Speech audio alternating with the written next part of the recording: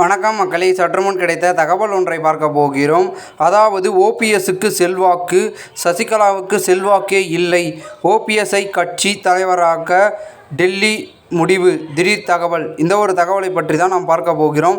தகவலை பார்ப்பதற்கு முன்னதாக நீங்கள் நம்மளுடைய சேனலுக்கு புதிய பார்வையாளர்களாக இருந்தீர்கள் என்றால் மறக்காமல் நம்மளுடைய சேனலை சப்ஸ்கிரைப் செய்து வைத்துக் கொள்ளுங்கள் மக்களே. தற்சமயம் வரைக்கும் பெரும் விதத்தில் இருக்கக்கூடிய முக்கிய அங்கமாக கருதக்கூடிய பெரும் ஒரு படை என்றால் நம்மளுடைய சசிகலா அவர்களை சொல்லலாம். அவர்களுக்கே செல்வாக்கு இல்லையான்னு கேட்டிங்கன்னா ஆமாங்க. அதாவது பெரும் விதத்தில் பார்த்திங்கன்னா முக்கிய அங்கமாக இருக்கக்கூடிய விகே சசிகலா அவர்கள் பெருமிதத்தில் ராமநாதபுரத்தில் வரலாமல் இருந்தாங்க. ஆனால் அங்கே பார்த்திங்கன்னா அங்கே இருக்கக்கூடிய ஆதரவாளர்கள்லாம் பார்த்திங்கன்னா இவர் ஒரு இணைப்பிலே இல்லாமல் இருந்துட்டாங்க. ஓகேங்களா, கட்சியிலேருந்து நீக்கப்பட்டாங்க. அப்புறம் சிறைக்கு சென்றாங்க. அதன் பிறகு மீண்டும் பார்த்திங்கன்னா அரசியலில் குதிக்க போகிறேன் அப்படின்னு சொல்லிட்டு இப்போ தற்பொழுது வரைக்கும் நம்மளுடைய டிடிவி தினகரன் அவர்களுடைய கட்சியில் ஒரு சின்ன பதவியில் தான் இருந்து கொண்டிருக்கிறார்கள். இருந்தாலும் கூட அவருக்கான ஆதரவு என்பது சற்று குறைந்திருக்கு அப்படின்னு தான் பார்க்கப்படுகிறது. சசிகலாவின் ஆதரவை விட நம்மளுடைய பன்னீர்செல்வத்தின் செல்வாக்கு அதிகமாக இருக்கிறது என்று கூறிக்கொண்டிருந்தாலும் கூட சசிகலா அவர்களுக்கு பழைய ஆதரவுகள் திரும்பினார்கள் என்றால் கண்டிப்பாக ஓபிஎஸ் டஃப் காம்படிஷன் கொடுப்பாங்க. ஆனால் இதில் இவங்களுக்கு ஆதரவு அவங்களுக்கு ஆதரவுன்றலாம் முடிவில்லைங்க.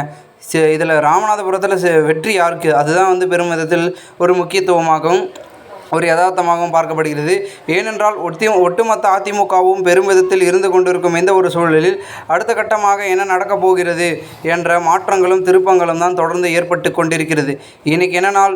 எலெக்ஷன் டே, வாக்குப்பதிவு நாள். எல்லாருமே இப்போ கூட வாக்கு போட்டு செலுத்திட்டுருப்பீங்க. நான் பார்த்திங்கன்னா ஒரு 2:30 மணிக்கு அப்புறமே பார்த்திங்கன்னா வாக்கு போட்டுட்டேன். நீங்கள் போடாமல் இருந்தீங்கன்னா கண்டிப்பாக போடுங்க. இந்த ஜனநாயகத்தின் கடமையே இன்று ஒரு நாள் தான். ஓகேங்களா, நம்ம இன்று ஒரு நாள் வாக்களிக்கிறதுக்காக செலவழித்து அந்த லைனில் நின்று தான் ஆகணும். ஓகேங்களா, நின்று உங்கள் கை விரலில் பார்த்திங்கன்னா மை வைத்து நீங்கள் பார்த்திங்கன்னா வாக்கு செலுத்தணும். அதுதான் பார்த்திங்கன்னா ஒரு நடைமுறை. நம்மளுடைய ஜனநாயகத்துக்கு நம்ம செய்யக்கூடிய ஒரு பெரும் விதத்தில் இருக்கக்கூடிய ஒரு கடமை அப்படின்னு கூட சொல்லலாம். அந்த அளவிற்கு இருக்கும் பொழுது பெரும் விதத்தில் இதில் இவ்வளோ பேர் ஓட்டு போட்டிருக்கல, யார் வெற்றி பெற போகிறா அப்படின்ற ஒரு மெஜாரிட்டி என்பது பேச பொருளாக ஆகியிருக்கு. ஏன்னா தற்சமயம் வரைக்கும் பெரும் விதத்தில் ஓபிஎஸ் எடுத்துக்கோங்க. அவர் என்னதான் அதிமுகவில் நீக்கப்பட்டிருந்தாலும் தேர்தல் வேறு ஒரு பக்கம் வந்ததுனால சரி தேர்தலில் நின்று பதவியாச்சும் நம்ம பெற்று விடலாம், பவர் இருந்தால் தான் அனைத்தையும் சாத்தியப்படுத்த முடிகிறது அப்படின்னு நினச்சிட்டு இப்போ பார்த்திங்கன்னா ஒரு எம்எல்ஏவாக இருக்கார். இருந்தாலும் கூட எம்பியாக மாறணும் அப்படின்றதுக்காக எம்பி எலெக்ஷனில் நிற்கிறார் பாராளுமன்ற தேர்தலில். அதில் பார்த்திங்கன்னா ராமநாதபுரத்தில் சுயேட்சை சின்னத்தில் நம்மளுடைய பாஜக கூட்டணியில் நிற்கிறாரு. அதுலேயும் ஒரு சிக்கல், ஏகப்பட்ட பன்னீர்செல்வத்தை களம் இறக்கி விட்டார்கள் இபிஎஸ் அணியினர்கள். சரி என்ன இருந்தாலும் சரி ஒன்று நின்று பார்த்துருவோம், நீயா நானா அப்படின்ற மாதிரி அவரும் இறங்கி வேலை செஞ்சிட்ருக்காரு.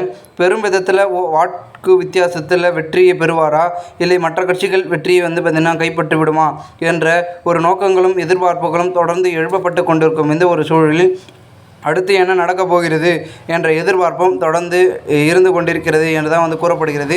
இந்த ஒரு சமயத்தில் அடுத்தடுத்து பரபரப்புக்கு பஞ்சமில்லாமல் ஒரு பக்கம் அரசியல் களத்தில் அப்படியும் பேசுகிறார்கள் இப்படி பேசுகிறார்கள் என்று ஒரு யோசனையில் இருந்து கொண்டிருந்தாலும் கூட அடுத்து என்ன நடக்கப் போகிறது என்ற ஒரு விறுவிறுப்பான தருணத்தை அனைவரும் எதிர்பார்த்து கொண்டிருக்கிறார்கள் என்றும் கூறப்படுகிறது. இந்த ஒரு சமயத்தில் அடுத்த கட்டமாக என்ன நடக்கப் போகிறது, என்ன மாதிரியான விஷயங்கள் என்பதனை பொறுத்திருந்து பார்க்கலாம்.